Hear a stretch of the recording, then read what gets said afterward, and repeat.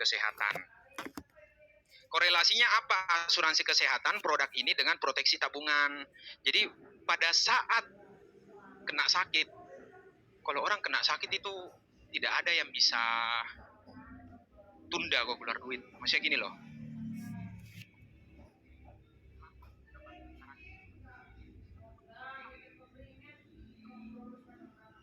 Kalau dia bilang biaya pengobatannya habis 200 juta, bisa nggak kamu tolak kalau misalnya dia sudah kritis?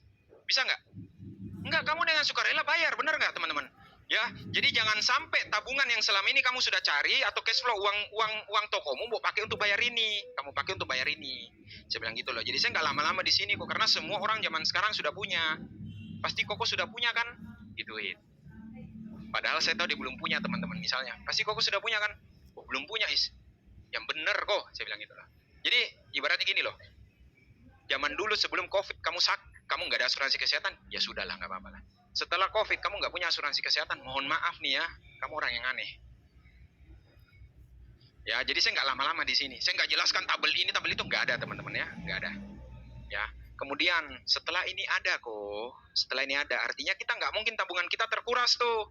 Nah, kita bicara yang kedua, ada namanya proteksi. Tergantung lagi teman-teman, dia pegawai atau dia orang pebisnis. Kalau dia pegawai, ya kan, saya bilang proteksi income. Ya, kalau dia pebisnis, saya bilang proteksi aset. Gitu loh. Kita bicara di sini apa? Kita bicara tentang asuransi kondisi kritis. Maksudnya seperti apa? Contoh nih, contoh sama Ko Ali ya. Kita kasih contoh ya, kita ini ya kok ya. Tektokan bareng ya. Nah, contoh Koko sekarang sudah punya anak berapa? Punya anak 3. Koko setuju nggak sih bahwa Koko perannya di keluarga ini adalah sebagai suami, sebagai ayah, dan juga sebagai mesin ATM? Bener nggak? Yang namanya mesin ATM kok ada kemungkinan nggak tiba-tiba waktu Koko mau tarik duit kemudian under maintenance? Ada kemungkinan ya, ini loh mesin ATM, ya toh, ada kemungkinan under maintenance toh. Nah, andai kata Koko punya kesempatan untuk membuat cadangan mesin ATM, Koko mampu untuk membuat mesin cadangan, mesin ATM cadangan untuk membackup mesin ATM utama nih jikalau harus under maintenance. Tertarik gak aku dengar? Konsepnya itu kayak gini loh Koko per bulan biaya hidup rutin, gak usah gaya hidup yang luar biasa, pokoknya kebutuhan istri dan anak-anak jalan normal itu di angka berapa? Sebut satu angka aja kok. 30 juta sebulan. Tak kali 12. Artinya Koko tiap tahun harus mampu keluarin duit. Koko mesin ATM ini harus mampu keluarin duit sekian kan. Kalau tidak, bukan hidup Koko yang berantakan, tapi hidup istri dan anak-anak. Betul? Ini uang yang dibutuhkan istri dan anak-anak. Ya. Nah, di sistem proteksi income ini kok disarankan untuk punya 5-10 kali dari income tahunan. Artinya 1,8 sampai 3,6 miliar. Ini adalah cadangan, alias ini mesin ATM cadangan. Jadi once terjadi ini under maintenance, ini cair. Oke? Nah, pertanyaannya sekarang, Koko sudah punya belum duit segini di rekening nganggur? Belum punya.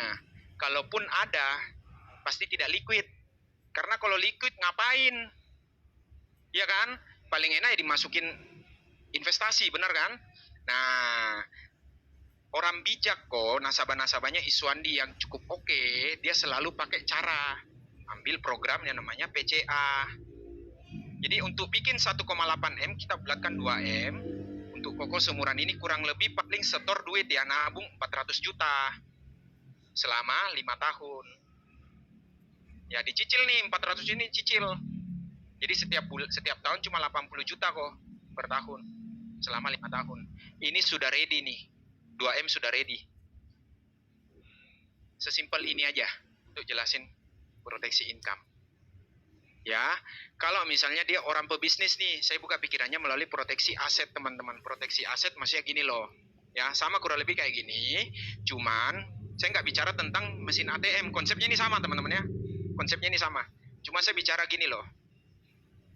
Kalau proteksi aset ya, jadi kalau orangnya cukup berada, saya bilang nggak bahas tentang proteksi income. Saya bilang gini, Bu, ya kita kerja income kayak gini kan, naik, ya kan, ada satu titik. Kalau kita harapannya naik terus lagi nih. Pertanyaannya, ya, pertanyaannya kalau sampai kena kondisi kritis, misalnya tiba-tiba kena kondisi kritis di sini, kok kalau sampai kena kondisi kritis di sini, kira-kira income-nya seperti apa? Kalau bisnisnya benar-benar oke, dia akan naik terus. Tapi kebanyakan entah gini atau bisa tiba-tiba stop, betul nggak? Kira-kira kalau ini stop, pertanyaan saya, pengeluaran kebutuhan hidup selama sehat dia gini nih kebutuhan hidup nih, naik gini. Pas kondisi kritis di sini bisa jadi tambah tinggi gini, betul? Selisih dari ini siapa yang bayar kok? Koko puji Tuhan selama ini sudah kumpulin banyak aset. Mulai tuh ada yang namanya emas, dijual untuk bayar ini, betul?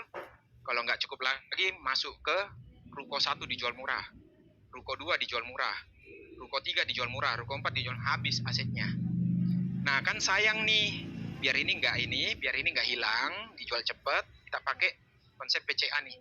Saya selalu bilang nasabahku yang bijak dia pakai konsep PCA ini. Ya teman-teman ya, informasi aja kok bawaannya ada kayak gini sekarang. Kemudian teman-teman, saya lanjut masuk ke yang namanya warisan.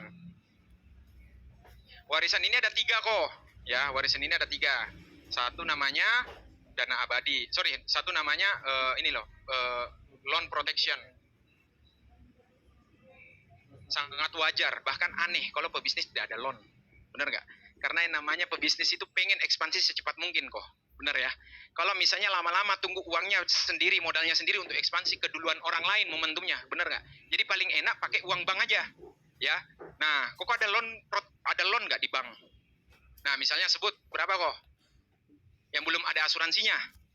5, oke. Di save aja 5. Ya, yang kedua nih, ada orang bikin atapnya itu asuransi jiwa, tujuannya untuk kedua tuh, ada namanya dana abadi. Dana abadi. Dana abadi itu kayak gini kok, saya kasih contoh. Ya, dana abadi. Nah, kok andai kata nih, sekarang saya ajak Koko jalan-jalan ke luar negeri. Cece nggak ikut. Koko simpanin dia duit dong. Kalau saya ajak Koko jalan-jalan 1 bulan, Koko simpanin dia duit selama 1 bulan. Kalau 3 bulan, kalau 6 bulan, kalau pergi dan tak kembali, pernah kepikiran enggak? Ya, nah ada yang namanya dana abadi.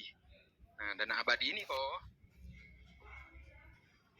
jadi nasabahnya Iswandi manfaatkan asuransi jiwa untuk bikin program dana abadi ini.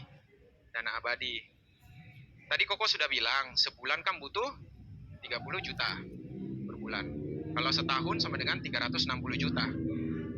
Setuju kan Kok? Tadi kan Koko sudah bilang bahwa ini harus ada terus, baik ada Koko maupun tidak ada Koko. Ya kan? Nah, Kok sekarang ada cara supaya 360 juta ini terus ada, bukan dari berapa lama Koko hidup, tapi berapa lama anakmu hidup, anakmu butuh. Bukan dari berapa lama Koko hidup, Koko ada, tapi berapa lama anakmu butuh. Caranya bagaimana? Gampangnya gini, 360 juta tak bagi 5% kok. Alias 7,2 M. Koko bikinlah program dana abadi. Ya, itu apa? Asuransi jiwa sebesar 7,2 jiwa. Sebesar 7,2 M. Koko kan tadi bilang, Koko sudah punya asuransi jiwa. Koko sudah punya berapa M sekarang? Misalnya Koko bilang 2 M, saya sudah bikin 2 M, berarti kan Koko sudah ada 2 M nih. Kurangi aja, Koko kurang 5,2 M kok.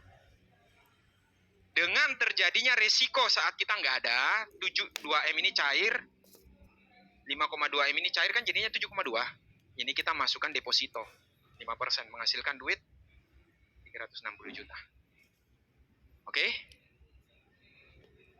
Saya jelaskan produk apa di sini teman-teman. Nanti terakhir di sini kan 7,2 ketemunya angka. Saya masukin lagi nih 7,2 di sini. Dan abadi 7,2. 7,2 M. Jadi nanti saya total 5 tambah 7,2. Yang ketiga, ada yang namanya warisan itu sendiri kok. Kok sekarang dikasih pilihan, orang tua Koko mau simpanin warisan ke Koko. Ada 2 pilihan nih. Sertifikat tanah bangunan senilai 10M, yang dimana dia belinya ini waktu dulu. Investasi sekarang nilai NJOP-nya 10M. Koko nggak bisa pilih dong. Ya kan orang tuamu yang beli kok, bener nggak? Atau duit cash 10M, Koko pilih mana? Kalau dia bilang dia pilih tanah bangunan, nggak usah diajak tengkar teman-teman ya. Nggak, wis ini sudah ada kok nilainya. Udah cukup lah. Paham ya teman-teman ya?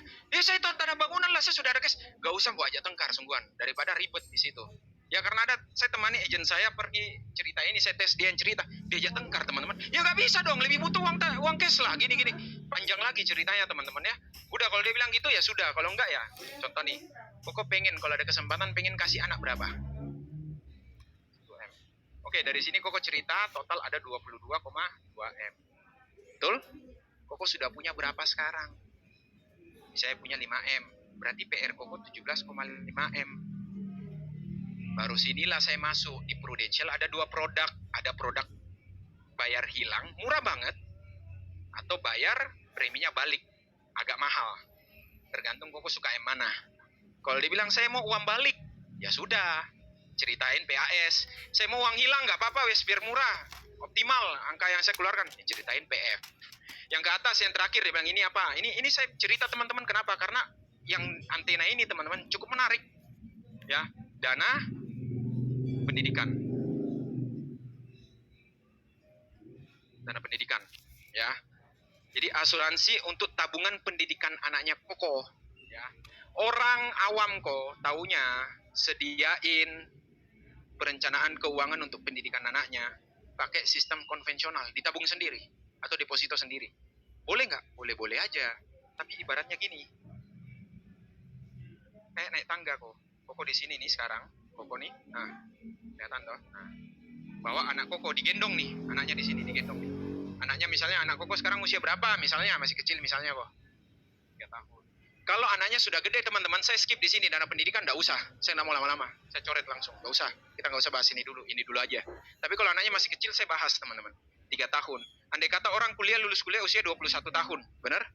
Ini ada 17 tahun anak tangga yang harus Koko lewatin.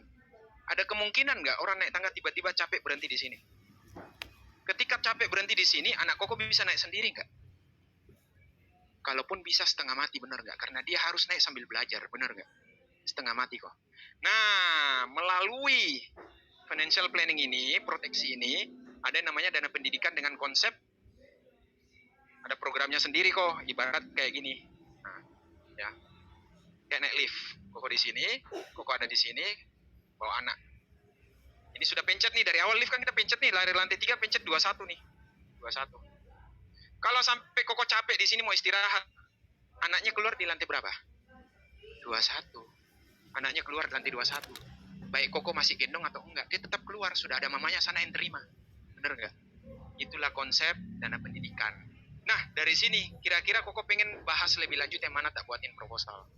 Udah teman-teman, ini yang sekarang saya banyak cerita. Ini yang bikin kemudian timku ada yang closing cukup besar teman-teman. Nggak hitungan ratusan juta, bahkan miliaran dari sini teman-teman.